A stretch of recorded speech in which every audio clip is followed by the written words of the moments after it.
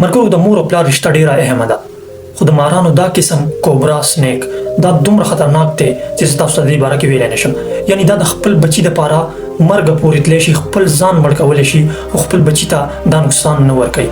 یعنی تاسو د مارغانو جالې کتلي وي چې کوم کې هغوی انډې اچوي او خپل بچو دپاره هغوی یو کور شان جوړ کړی وي. خو د مارانو دا قسم چې کوم دی دا کوبرا چمچمار چې کوم دی دا هم جاله جوړوي او په هغې جاله کې دا هګۍ اچوي او بیا دا هماغه شان چوکیداري کوي د خپلو بچو څنګه چې یو انسان یو مور د خپل بچي کوي.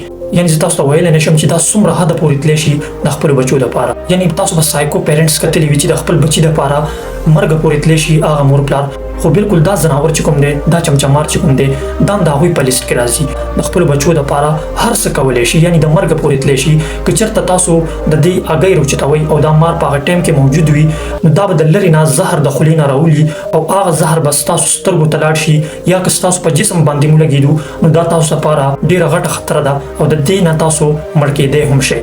یعنی تاسو سوچ نشئ کولی چې دا د خپل بچي څومره حده پورې خیال ساتي.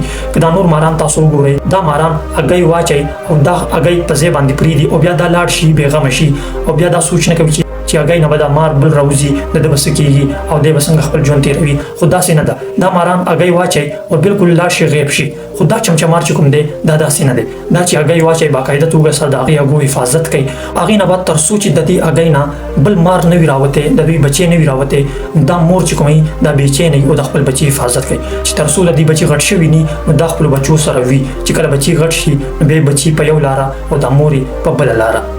د دې باره کې یو پخواني تهذیبونو کې یو خبره مشهوره وه که چېرته د دې چمچمار جوړي چا مړه کړه نو بیا د دې مړ مار په سترګو کې د هغې انسان شکل چاپ شوی وي نو بیا دا بله جوړي راشي دا نرې راشي د دې په سترګو کې وګوري، یا دا مادي که مړ شوی نو دا مادي بیا راشي نو همدغه شان د دوی په سترګو کې وګوري او بیا هغه کس نه بدل اخلي چې هغه د دنیا په کم کونج کې هم وي.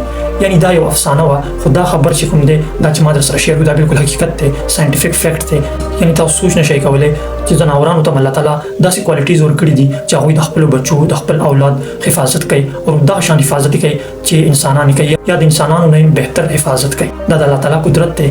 یقین وکړئ چې الله تعالی دغې ځناورانو ته هم داسې شعور ورکړی دی، داسې فکر یې ورکړی دی چې څنګه انسانانو سره دی. دا ویډیو هم که خوښه شوي مخکې لازمي شریکه کړئ او د نورو معلوماتو لپاره زموږ د آی ډي فالو هم کړئ. والسلام.